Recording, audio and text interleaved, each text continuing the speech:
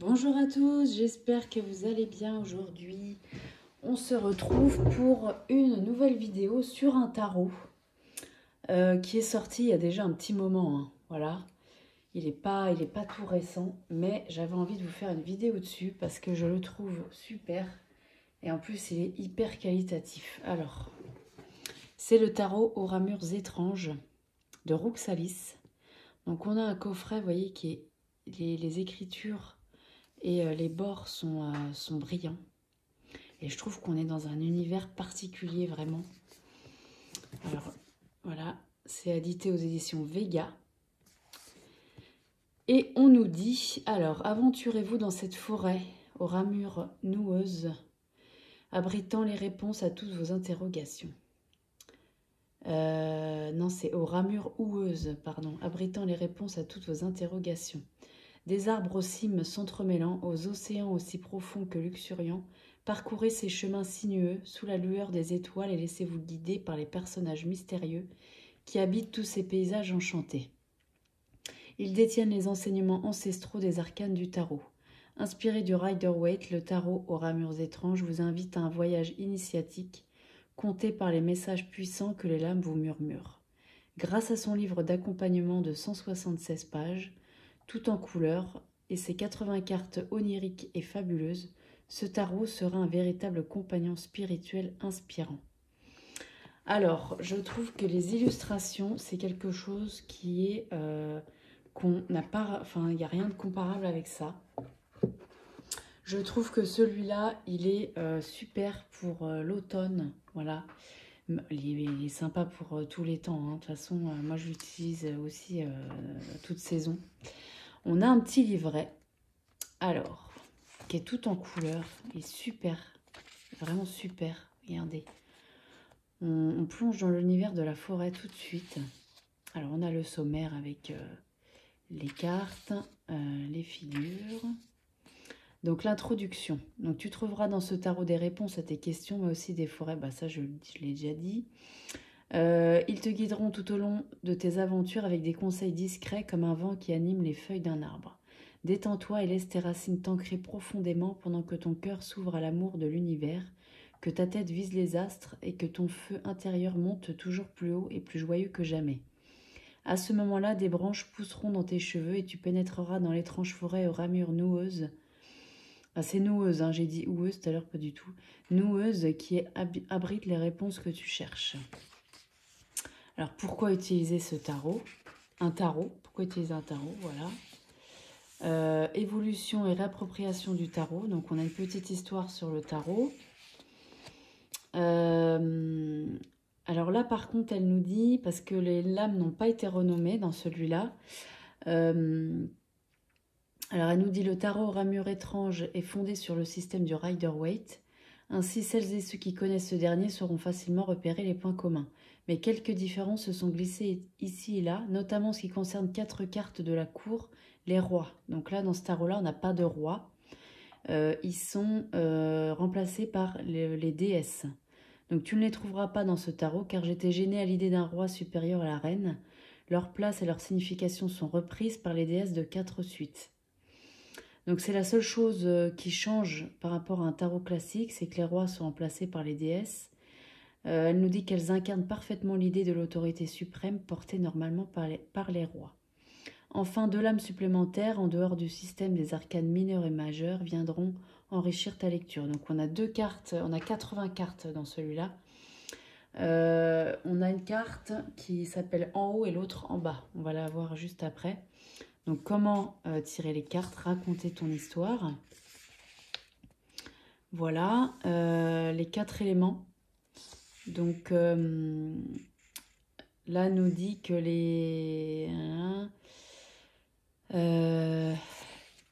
ah oui, voilà, les épées sont associées à l'air, les bâtons au feu, les coupes à l'eau et les pentacles à l'élémentaire. C'est souvent comme ça qu'elles sont représentées avec les 4 éléments. Et ensuite, on a des propositions de tirage. Donc, le tirage à 3 cartes. Donc, elle nous dit 3 est un bon chiffre pour débuter en tarot. Il permet de faire des tirages équilibrés et peu complexes. Ça, c'est vrai. Donc on nous dit qu'avec un tirage à 3 cartes, on peut faire passé, présent, futur, corps, pensée, esprit, situation, problème, solution, réalité, ta perception, perception des autres, ton énergie, énergie d'une personne, l'alchimie des deux, le positif, le négatif, le conseil. Donc c'est pas mal. Ensuite, on a le tirage des ramures énergétiques. C'était, voilà, c'est ça. C'est pas mal, hein. C'est bien illustré et tout, c'est sympa comme tout. Donc le tirage à 5 cartes, donc la première carte, le tronc, c'est le noyau de l'énergie, les racines, son origine, les branches, vers quoi cette énergie tend, 4, ce que cette énergie attire, et le 5, ce que cette énergie repousse. Donc c'est sympa ce petit tirage en plus là. Voilà, et puis après on a le message des cartes. Donc, on commence par les arcanes majeures. Donc on a la représentation de la carte en couleur. Alors là, il n'y a pas, comme on peut voir, il n'y a pas l'aspect positif-négatif. Donc c'est un petit peu particulier. On a un texte sur la carte, ça s'arrête là. Et après, voilà, c'est pour ça que peut-être si on est débutant, peut-être avoir un livre de tarot à côté pour voir les significations un peu plus poussées. Parce que là, c'est quand même assez succinct. On a un texte dessus, mais voilà, on n'a rien d'autre. On n'a pas de... Donc ça, c'est pour toutes les cartes, hein, vous voyez. On a un texte sur la carte. Mais c'est la vision de l'auteur. Hein, donc après, on peut se le réapproprier comme on veut. Hein. Voilà, on peut aussi faire des tirages inversés si on veut. Mais voilà, il n'y a pas, dans le livret, on n'a pas cet aspect-là, en fait. Vous voyez? Donc voilà, ça c'est pour toutes les cartes. Et puis pour les mineurs, c'est la même chose. Vous voyez? Voilà. Hop. Donc c'est classé par numéro et par personnage. Là, par exemple, les valets sont tous ensemble. Vous voyez? C'est sympa aussi. Les cavaliers, pardon, c'est pareil, tous ensemble. Les reines aussi. Et là, on a les déesses qui remplacent le roi. Donc, on nous dit à propos de l'autrice. Roxalis est une autrice illustratrice qui tire son imaginaire des contes de fées et des légendes, de lointains pays froids où la nature et le merveilleux cohabitent paisiblement. Elle veut permettre à tout le monde d'accéder à ces espaces sauvages présents à l'intérieur de soi-même grâce à ses aquarelles oniriques et au tirage qu'elle crée. Donc, c'est vrai que c'est vraiment particulier et moi, j'ai trouvé ça super beau, quoi. Voilà. Détends-toi et laisse tes racines t'ancrer profondément pendant que ton cœur s'ouvre à l'amour de l'univers, que ta tête visite les astres et que ton feu intérieur monte toujours plus haut et plus joyeux que jamais. Il est très très beau ce livret. Et alors ensuite on a les cartes. Alors, alors on a un beau pochon avec, regardez, mais ça c'est... moi j'ai trouvé ça mais super quoi. Un petit pochon en coton. Qui va bien avec l'esprit du tarot, nature, forêt, etc. Je trouve ça super, j'ai vu ça nulle part ailleurs, un pochon comme ça. Donc ça, franchement, j'ai vachement apprécié. Alors les cartes, elles n'arrivent pas dans le pochon, en fait. Ah, je ne vous ai pas montré l'intérieur de la boîte. Elles arrivent, le pochon, il est au fond comme ça, et on a les cartes qui sont superposées dessus. Sans doute parce que sinon ça ferait une grosse boîte. Le seul truc, c'est que voilà, quand on referme la boîte et qu'on a mis les cartes dans le pochon, elles se ferment pas complètement après, du coup. Bon, c'est la seule chose. Mais voilà, c'est pas hyper dérangeant. Et puis bah, surtout le fait d'avoir ce pochon-là, moi j'ai trouvé ça génial, quoi. Alors les cartes, donc on en a 80, donc on a un bon paquet de cartes. Hein. Alors... Le dos est comme ça. Oula, pardon. Très forêt, très nature. Voilà, alors, je trouve qu'on est vraiment dans l'esprit qu'a voulu l'autrice, du coup. Les tranches sont blanches. Et les illustrations sont comme ça. Alors moi, j'adore, personnellement. C'est particulier. Alors la qualité des cartes est juste géniale. Elles sont super épaisses. On est sur une taille de tarot classique. Je vais pas vous sortir, comme je fais d'habitude, aller chercher une carte de tarot vite fait, parce que c'est sensiblement la même chose. Juste, je trouve qu'elles sont peut-être un peu plus arrondies, en fait. Elles ont un côté très, très arrondi. Mais moi, j'aime beaucoup. Reine de Pentacle. Donc, vous voyez, il y a beaucoup de gris et de taupe, en fait, avec des touches de couleur. Donc, il faut aimer. Mais encore une fois, je trouve qu'il y a un côté très artistique là-dedans. Et moi, qui m'a beaucoup plu. 5 de bâton. La tour. Donc là, on sent qu'on est dans la forêt et dans un univers bien particulier. Le diable. 6 de bâton. 6 d'épée. 5 de pentacle. Alors, pour les débutants, je sais pas trop. Moi, voilà, moi, je me dis qu'on peut démarrer avec n'importe quel tarot, en fait. Hein. Voilà, avant, on démarrait bien avec le tarot de Marseille. Bon, voilà, mais voilà, peut-être que par rapport à des tarots comme le Light Sears Tarot, Histoire de sorcière, enfin des choses un peu comme ça, où vraiment on ressent tout de suite ce que veut nous dire la carte. Là, c'est un petit peu plus subtil peut-être. Mais pour ceux qui connaissent très bien le tarot, ben, tout de suite on comprend quoi. Enfin tout de suite. Je trouve qu'il mérite du temps aussi celui-là. Parce que c'est un style d'illustration où il faut peut-être prendre un petit peu plus de temps pour observer la carte. Mais voilà. Le principal est là et puis bah, moi je trouve que c'est super beau quoi. 7 de pentacle. Alors pareil celui-là, je sais plus si je l'ai dit, mais peut-être je sais plus au départ. Ça fait un petit moment qu'il est sorti celui-là. Hein. Il n'est pas tout récent. Hein. Mais on le trouve encore. Hein. On le trouve encore. Dans les librairies, etc. On le trouve. Hein. Sur Amazon. Le jugement. Il y a quelques petites cartes colorées comme ça, vous voyez, où il n'y a pas de gris et que vraiment on n'est que sur de la couleur. Le monde aussi. Et puis la police utilisée. Je sais pas comment vous dire, mais moi j'ai l'impression que c'est un petit troll qui a écrit. Vous voyez ce que je veux dire? C'est la police, elle est raccord en fait, je trouve. L'amoureux, le chariot,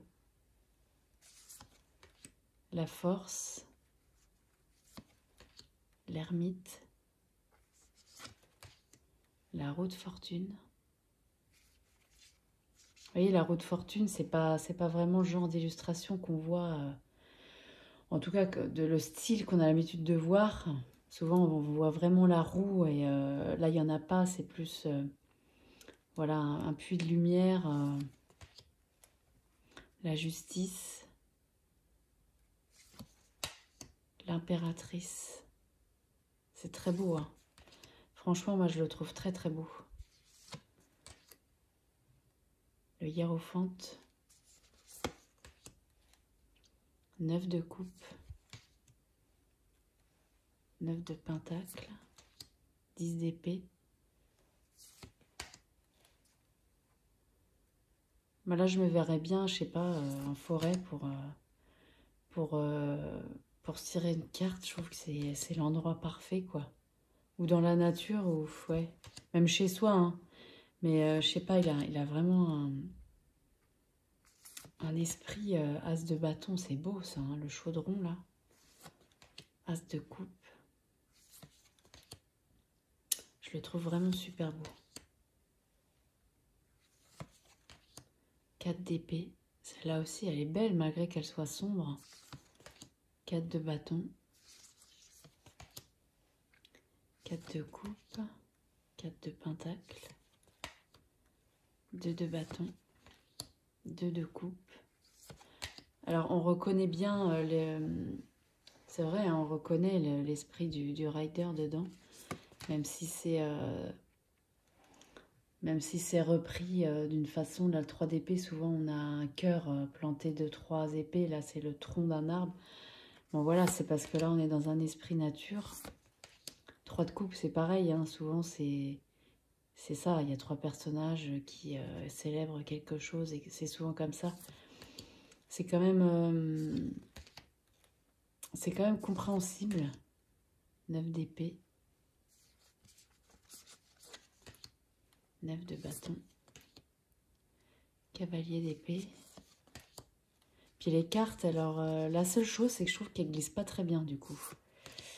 Je trouve que ouais, ça glisse pas hyper bien, mais par contre elles ont une texture vraiment hyper douce. C'est une texture très très agréable par contre à toucher. Et pour les manipuler, c'est très sympa. Puis je sais pas, elles ont un toucher naturel. Enfin vraiment, c'est jusque là quoi. Ça va jusque là le ressenti. Reine d'épée. L'étoile. Reine de bâton. Reine de coupe. La grande prêtresse. Le magicien. Alors la seule chose, c'est que je me rends compte qu'en parlant, j'ai laissé passer les cartes dont je vous parlais au début, les 2 cartes supplémentaires là qu'on a. Il faut que je vous les montre, c'est important. Vous les avez vues passer, puis moi j'ai pas calculé sur le moment. Mais c'est important ça. Où est-ce qu'elles sont?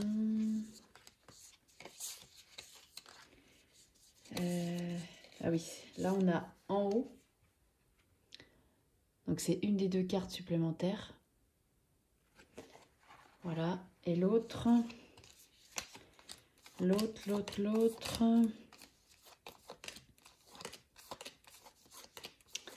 Je suis désolée. J'ai pas pensé à ça sur le moment.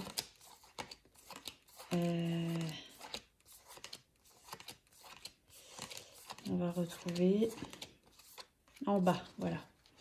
Donc c'est ça les 2 cartes supplémentaires qu'on a. Donc ça ajoute une nuance en fait au tirage. Donc c'est sympa. Alors on n'est pas obligé de les utiliser, hein. On peut très bien les laisser de côté. Mais ça peut vraiment être sympa en fait de les inclure. Donc voilà, alors on va s'en tirer une rapidement. Je ne vais pas vous faire patienter non plus. Hop, on va prendre celle-ci. Donc on a le magicien. L'illustration de la boîte. Alors le magicien, bah, c'est la une. Hein. Alors le magicien, voilà. Donc, créateur en pleine possession de ses pouvoirs, le magicien concentre ses mains entre ses mains l'étincelle d'un nouveau monde. Les 4 éléments lui obéissent pour suivre le cours de sa pensée, et tout dépend de sa volonté seule. Il tient la coupe débordante de magie, on le retrouve les pentacles, l'épée et les bâtons qui envahissent l'espace pour transformer la réalité selon les désirs du magicien. Son énergie doit être sans faille pour supporter un tel déchaînement de désirs et de volonté. Si cette carte t'apparaît, il s'agit sûrement d'un signe montrant que tout est entre tes mains. La détermination du magicien le différencie du fou qui se contente de courir droit devant et il est conscient de son potentiel. La diplomatie et sa stratégie t'amèneront loin à condition de garder confiance en toi et d'assumer la responsabilité de ta puissante position. Donc vous voyez, là on n'a pas de description de la carte inversée. Voilà.